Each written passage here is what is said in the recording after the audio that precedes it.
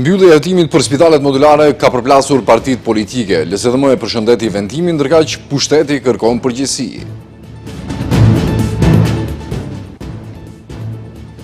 Tirana zyrtare ka reaguar për mungesën e himnit shqiptar në një event në Pustet, ku ishte i pranishëm edhe kryeministri Hrisja Mickoski. Konfirmon 43 raste me ethet e Nilit perëndimor. Virusi është shtrirë edhe në komunën e Qendrës dhe Çajirit.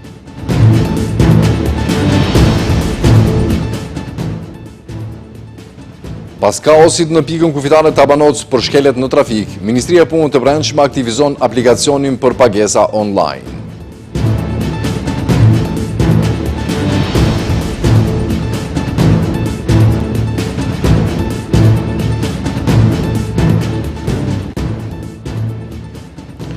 Të nderuar shikues, përshëndetje.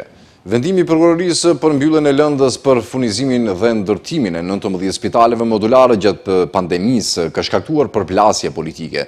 Opozita cilëson vendimin e prokurorisë si konfirmim të pafajësisë, ndërsa kryeministri Mickoski dhe partitë e koalicionit qeverisës e kritikojnë vendimin dhe kërkojnë përgjegjësi për tragjedinë në Tetov, ku humbën jetën 14 persona.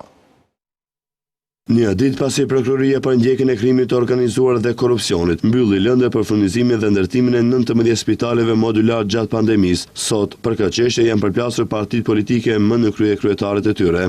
Kryetari i LSDM-s opozitare Venko Filipçe, i cili në atë kohë ka qenë ministri i shëndetësisë, tha se prokuroria e ka thënë të vërtetën dhe se me këtë vendim ka konfirmuar se nuk ka pasur keqpërdorim të detyrës zyrtare dhe as dëm ndaj buxhetit. Ai tha se për 5 vite Mickoski dhe siç i cilësoi ai, grupi i tij kriminal kanë përhapur gënjeshtja për të dhe e kanë quajtur vrasës. Për 5 vite flasin për mua se jam vrasës, më krahasojnë me vrasës, më krahasojnë me doktor Mengelen. Imagjinoni, mua që shpëtoi jetë, për cilin shëndeti qytetarëve është në vend të parë. Nuk ndaluan asdje. Pas vendimit prokurorisë, dolën disa anëtar të ri të grupit kriminal dhe vazhduan me këtë, ndërsa sot edhe kryeministri në konferencë përshtyp. Në debat është përfshirë edhe kryeministri Hrisja Mickoski, i cili përgjegjësinë ia atribuon organeve të drejtësisë, veçanërisht shefit të prokurorisë për ndjekjen e krimit të organizuar dhe korrupsionit, Islam Abazi, për të cilin Mickoski pretendon se ka vepruar me urdhra politik.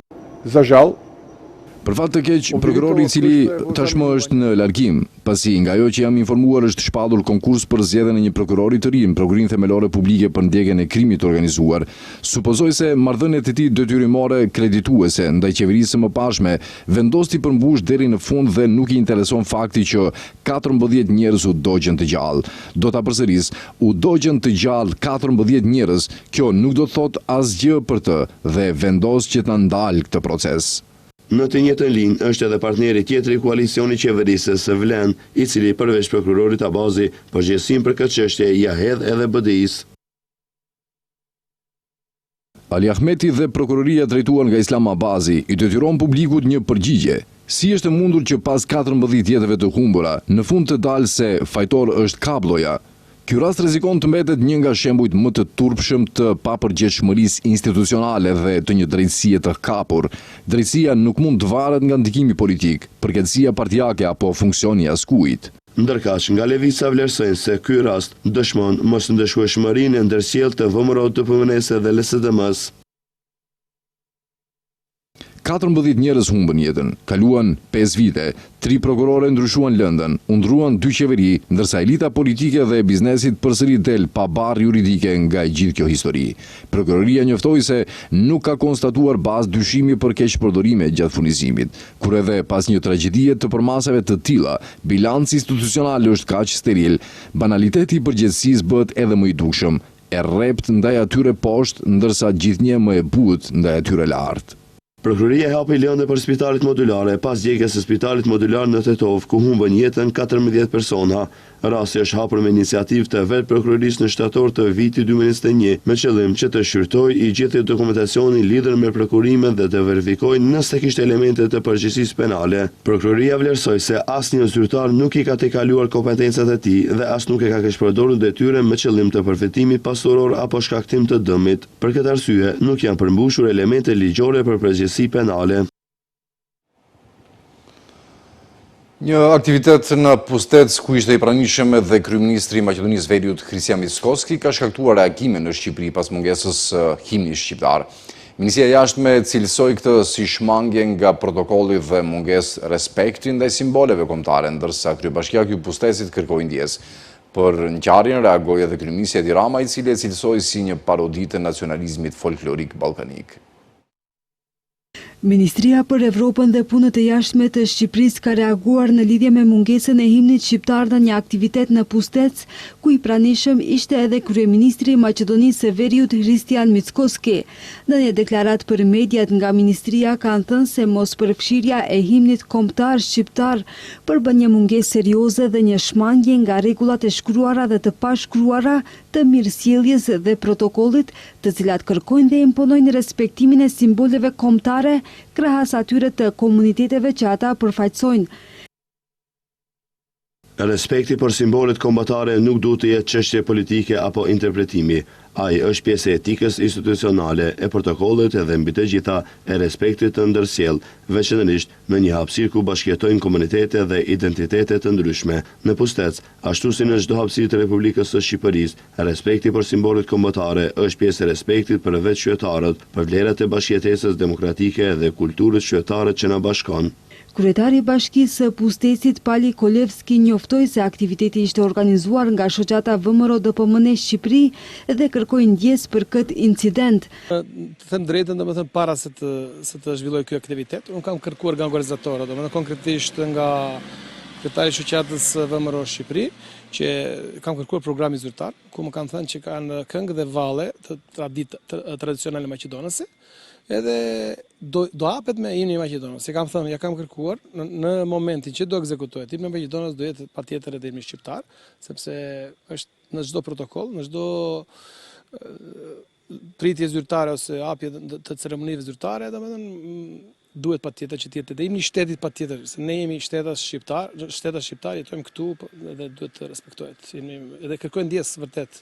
Ndërkaq kryeministri i Shqipërisë Edi Rama ka reaguar në platformën X duke e cilësuar ngjarjen si një parodi të nacionalizmit ballkanik, ndërsa ka vlerësuar qëndrimin e kryetarit të Bashkisë së Pustecit. Tani, kjo ardhja her pashershme në teritorin tonë e trupave të cirkut nacionale folklorizmit ballkanik, her nga një vend, her nga një tjetër e her nga një tjetër akoma, nuk se na shqetëson për vete, për sovranitetin e Shqipërisë jo, por as për ekuilibrat e jetës politike këtu brenda, ku nuk ka mushkëtroje të rritur në kodrat tona apo diaspor të eksportuar nga brenda lagjëson që na lëkund. Në një aktivitet me karakter kulturor që u mbajt të njëjtën në Pustec të Shqipërisë, ku jeton kryesisht pakica kombëtare maqedonase, ku i pranishëm ishte edhe Mickoski, u raportua se nuk është intonuar himni shqiptar, por vetëm himni i Maqedonisë së Veriut. Kjo situatë ka shkaktuar reagime në Shqipëri. Rritet numri rasteve me ethet e Nilit perëndimor në vend. Ministri i Shëndetësisë Sasho Klekovski njoftoi për 43 raste të regjistruara, ndërsa për herë të parë virusi është konfirmuar edhe në komunat Qendër dhe Çajir të Shkupit. Autoritetet kanë evidentuar gjithashtu një shpend të ngordhur të infektuar dhe kanë identifikuar 34 zona me rrezik nga mushkonjat. Në vend deri më tani janë regjistruar 43 raste të etheve të Nilit perëndimor, nga të cilat 40 janë konfirmuar në laborator, ndërsa tek 3 persona të tjerë virusi është konfirmuar nëpërmjet testimit, ka njoftuar ministri i Shëndetësisë Sasho Klekovski. Sipas të dhënave nga Ministria e Shëndetësisë, për herë të parë, raste të etheve të Nilit perëndimor janë regjistruar në komuna Qendër dhe Çajir të Shkupit. Klekovski bëri të ditur se është regjistruar edhe një shpend, i pari i ngordhur, i prekur me ethet e Nilit perëndimor. Mushkonjet nuk i njohin kufit komunal, ato lëviznin nga 1 deri në 2 kilometra. Në disa komuna, për shembull në Sopisht, nuk ka zona me rrezik të lartë, por ka raste. Aktualisht, po punojmë me 34 zona rreziku, nga të cilat 13 janë me rrezik të lartë. Klekovski tha se si vendet rrezikshme për shumimin e mushkonjave janë gropat septike, varrezat dhe vendet ku magazinohen gomat e vjetra. Gropat septike janë të rrezikshme për shkak të mundësisë së grumbullimit të ujit, ndërsa në varreza uji mund të qëndrojë në vazot, ku ka edhe materiale organike. Gomat e vjetra, nga ana tjetër, nëse nuk ruhen në mënyrë të përshtatshme, mund të mbledhin ujë dhe të bëhen vende të përshtatshme për shumimin e mushkojnjave.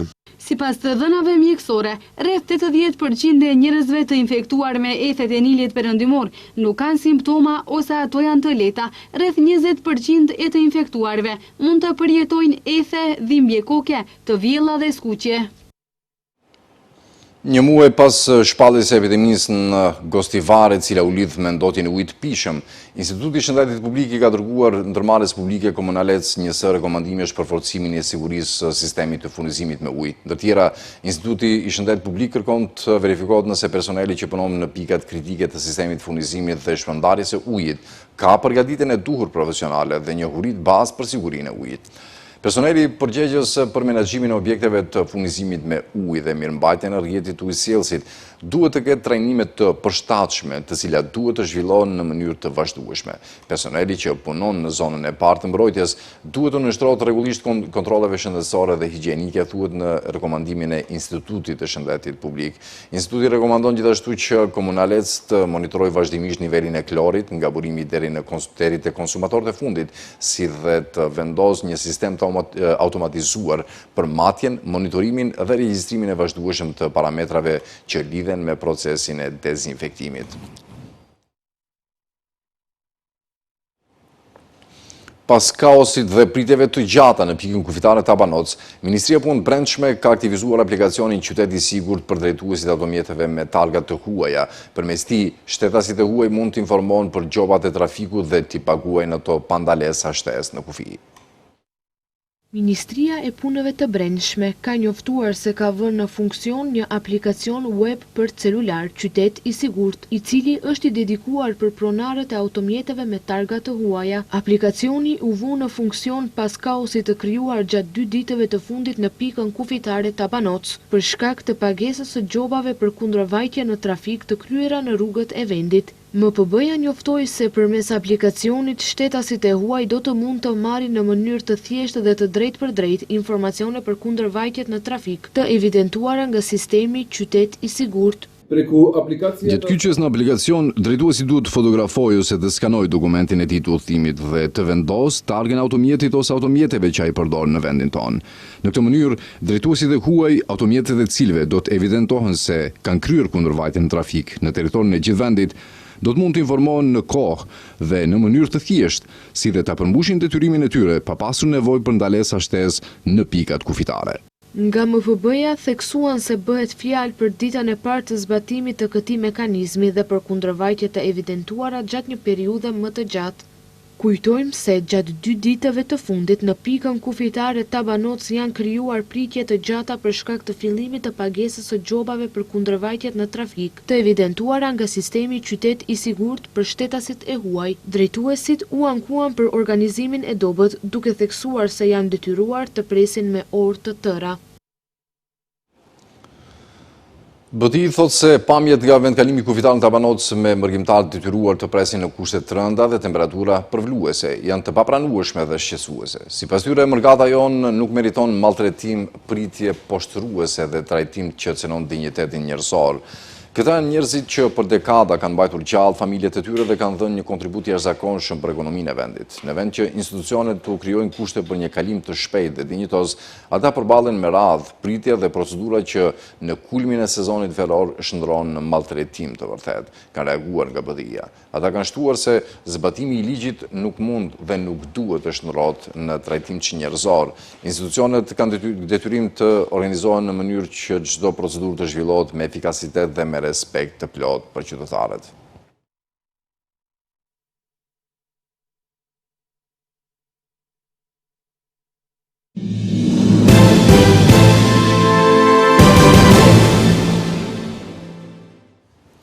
Vazhdojmë me lajme. Zëdhënësja e Ministrisë së Jashtme të Rusisë, Maria Zakharova, pretendoi se situata e serbëve në Kosovë është përkeqësuar dhe se ndaj tyre po zhvillohet terror i qëllimshëm dhe sistematik. Në një deklaratë publikuar nga Ministria e Jashtme ruse, Zakharova pretendoi se ndaj serbëve në Kosovë po zhvillohet terror i qëllimshëm. Ajo cilësoi situatën të çuditshme pasi, sipas saj, presioni bazuar në përgatigjë etnike po ushtrohet nga Kosova me miratimin e pranive ndërkombëtare të vendosura në Kosovë nën kujdesin e NATO-s, Bashkimit Evropian dhe OKB-s. Duke referuar vendimit të fundit të KFOR-it për të zvogluar praninë e njësive të tij në disa vende në Kosovë, përfshir Urën, bilumin Ibër në Mitrovicën e Veriut dhe manastirit Deçanit. Zaharova përpjeket për të justifikuar këtë veprim duke pretenduar se situata e sigurisë në Kosovë është përmirësuar, i cilësoi si cinike dhe të papërgjegjshme.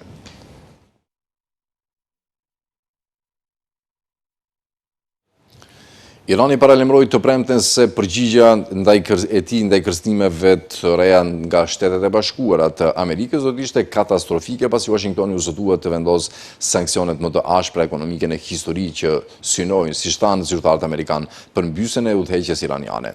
Komentet e sekretarit të thesarit të SHOBAZ, Scott Bessent, të njëjtën pasuan paralemrimin e presidentit Donald Trump për pasoja ekonomike për çdo vend që ofron çdo formë mbështetje për Iranin. Shefi i shtabit përgjithshëm të forcave të armatosura të Iranit, General Major Ali Abdullahi, deklaroi se përgjigjja e Republikës Islamike do të jetë në shkallë të gjerë dhe vendimtare.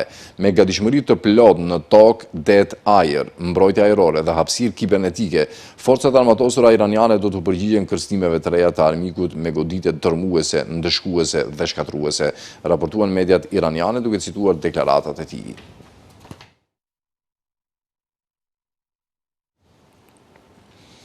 Raportuesja speciale OKB-s Francesca Albanese tha të premten se jo vetëm plani diskutueshëm për vendbanimin e një, por vetë pushtimi izraelit i territoreve palestineze duhet të përfundojë, duke bërë thirrje shteteve të ndërpresin tregtinë me Tel Avivin. Në një postim në platformën X, Albanese tha se Gjykata Ndërkombëtare e Drejtësisë në vitin 2024 e bëri qartë se është vetë pushtimi, jo vetëm për planet për e një ai që duhet të përfundojë.